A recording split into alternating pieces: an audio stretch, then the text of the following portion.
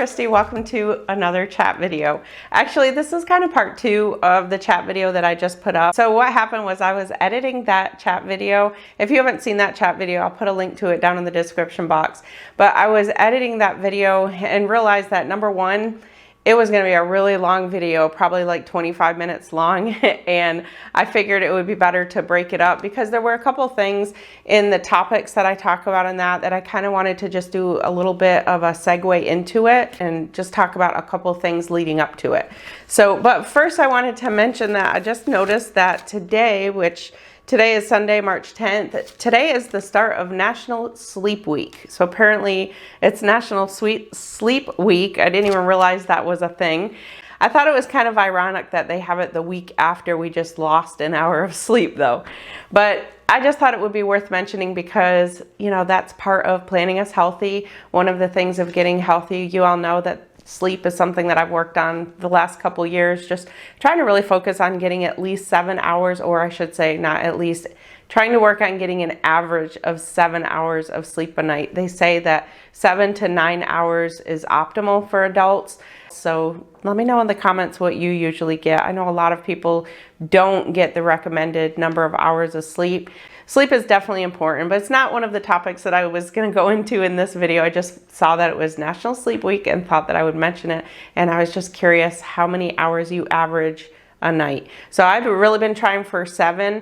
It's really hard during the week when I'm in the office because, you know, it's really hard to shut down and get in bed and be sleeping between 9 and 10 o'clock to get up for work the next morning. The weekends I usually do pretty well. I can actually sleep a good probably 9 hours if I want to on the weekends, unless my grandkids are here, which honestly though, when the grandkids are here, they sleep pretty good. So they usually will sleep until like 8, 9 o'clock. But anyway, that was not the subject of this one. I just happened to know that as I sat down and got ready to film. But all I wanted to do here is just kind of do a couple introductions and segue into the last 2 topics of the chat that I wanted to talk about, which one of the topics is about macros and my protein and how do I know how much protein my body needs in a day? How did I determine that? People have asked me that question. So I'm going to talk about the protein and the macros in that video. But I first wanted to start out by saying that if you're on Weight Watchers, somebody had put a comment on one of my videos and said, well, I just started Weight Watchers. I didn't know that I have to count calories or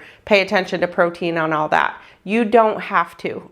You absolutely don't have to. If you're following Weight Watchers, especially if you just started out, don't count calories. I would recommend you just do what Weight Watchers says to do. Weight Watchers has done the science for you. They have figured everything into it and factored it in, and that's how they come up with those points. As far as me personally, even though that, yes, I do follow the Weight Watchers program, right now, I am more focused on macros. I'm really trying to learn the protein, the carbs, the fats, things like that. It's just the season that I'm in right now. It's just my preference. But if you're following Weight Watchers, you don't have to do all that. I have a big mix of followers. Some do Weight Watchers, some do calories, some do macros, some just like the recipes that I share. And I talk about that in the video as well. But I just wanted to put it out there that at this point, that's just what I'm doing for me personally, but you do not have to do that. And it's honestly something, I really love the Weight Watchers app because I don't have to, when I track my day, I skip over the 0 points. Like I don't have to track the 0 points. I can just track the things that have points. Once I really get used to macros, and which I'm already kind of starting, like I can pretty much look at my day and have an idea of where I am with my macros. And I think maybe once I really get used to that, I may switch back and only do Weight Watchers, you know, in the Weight Watchers app. But that's just where I'm at right now. But I share everything because that's what I'm sharing right now. So I still share the Weight Watcher points just because it's easy for me to figure it in the app. So that's kind of the segue into the macros part of the video. And then the other thing I want to talk about is just kind of a segue into movement. So one of the things I talk about is very briefly about what I've done to change my movement. So I put a challenge up just saying if you could do some intentional exercise, and I'll explain, if you're not sure what that is, I'll explain that in the video. But as far as the challenge, it's open. There's nothing you have to join. There's no place to join. It's just a challenge with yourself. I kind of was sharing my week and how many steps I ended up having by doing the intentional walking. In my case was intentional walking. I do strength training as well, but I don't include that in the intentional exercise. When I say intentional exercise, for me, I'm just talking about walking, but I also do 2 to 3 days of strength training as well. So just want to put that out there. So that's kind of a segue into the video that I already filmed. So now let's jump right into that. So a lot of you know that over the last couple of years, I've really, like I said, I've not been focused on the scale. I'm focused more on health, trying to make healthy habits. One thing I've worked on in the last year is my movement and trying to get intentional movement rather than relying on the Fitbit telling me that I'm 1,000 steps away from my 10,000 goal. I don't want it to be about the Fitbit. I want it to be about what I'm doing for myself. So I have been doing what I call intentional walks. So instead of calling it, oh, I got to get my steps in, I'm going for a walk. I'm going for a walk in the morning, going for a walk in the evening. The way I've been doing it is I've been trying to do 30 minutes in the morning before I go to work or when I get up on the weekends, and then 30 minutes in the evening, like after dinner. But if I can't do that, if I don't have the 30 minutes, anything is good. If I get on there and it's 20 minutes, I can do 20 minutes. I try to do 60 minutes a day, but that's a try. I don't put anything in my head that says I have to do 60 minutes a day.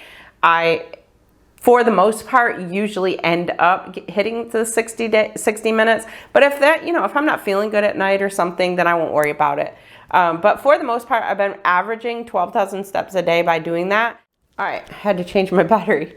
Okay, so I was saying about my Fitbit. So now I'm just really focused, instead of it being the focus about how many steps did I get, it's just more about what I'm doing for movement, getting my walks in. And for those of you who are doing like the challenge, I had put a challenge up for like the intentional exercise, intentional movement. So a lot of you shared those results. Great job. I am still doing it. So feel free to keep doing it with me. I don't think I posted it last week, but I did hit, I went anywhere from 12,000 to 14,000 steps last week. There was one day that I had 8,000. It was a day that I just wasn't feeling good that day. And I said, you know what, I'm not going to worry about it today. But it ended up still averaging 12,000 in the week. So I don't really worry about it if I have one day that I didn't get my 2 walks in.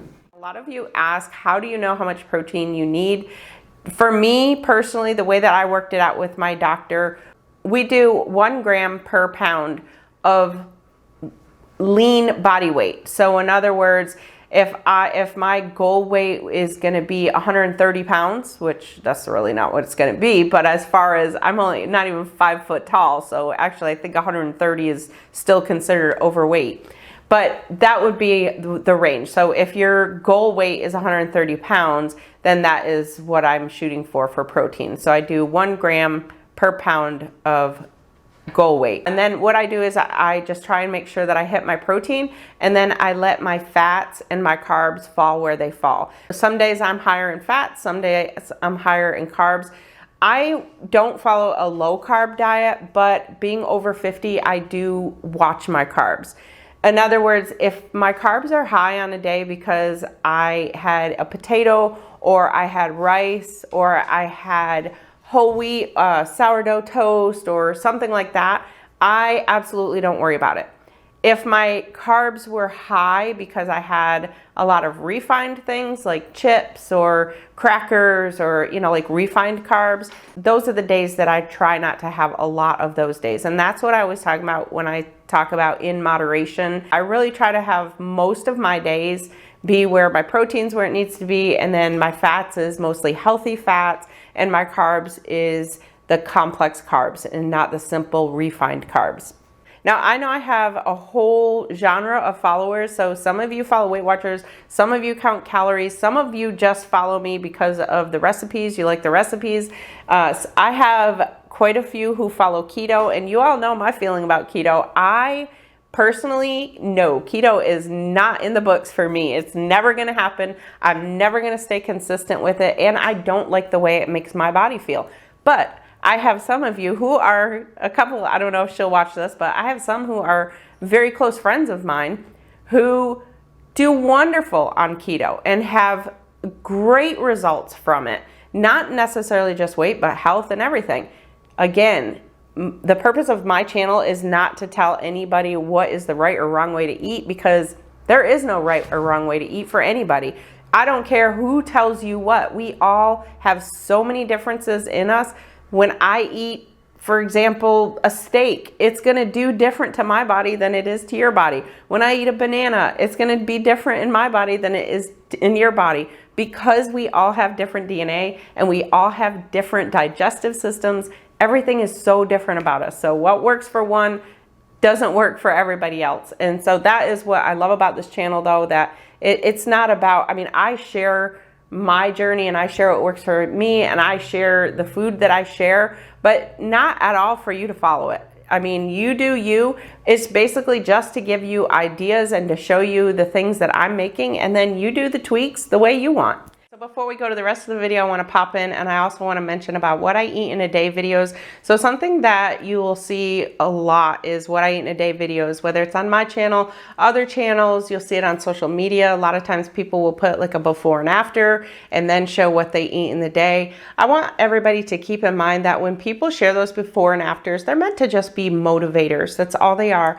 But as far as you yourself personally, especially if you're just starting out, please keep in mind that when you see somebody's before and after, that even if you follow the exact way that somebody else eats, doesn't mean that you're going to get the exact same results as them. Again, we are all different. So just keep in mind that you can follow exactly to the T every single day. So you could come to my house for 1 week and we could eat the exact same thing. We could weigh out every little piece. We could eat the exact same thing every single day. And I guarantee you we're still going to have different results because each of our bodies are different. So now I'll jump back into the video. I am hoping within the next month to get another 0 point what I eat in a day video up. I definitely have to plan ahead to make sure that it's all 0 points. So if you're not familiar with that, I did a video showing how you can have a 0 point day on Weight Watchers and still hit your calories. I'll put a link to that video down below, but a lot of you really like that. It's not something you should do on Weight Watchers. You definitely get points for a reason, so you should use them. But these are just to give options of if you need a 0 point meal, these are some of the things that you can put together for them. So I'm gonna say maybe in probably like the next month or so. Usually my videos, by the time I film them, they don't go up until like a week or two after I film them sometimes, except my grocery hauls. I try to get those up right away in case there's any sales. But for the most part, a lot of my cooking videos, they are about 1 to 2 weeks behind. So I'll say that will probably be up in another month or so. So keep an eye out for that. And as always, I love the thumbs up and I love, love, love your comments. You all, I honestly have the most sincere, kind community I think there is out there on YouTube. I really do. I love all your comments so much. So thank you so much. I really do appreciate them. Y'all know I will try and respond to every single one of them. I love reading your comments. So with that, I'm gonna let you go. I hope y'all have an amazing week and I'll see you in my next one.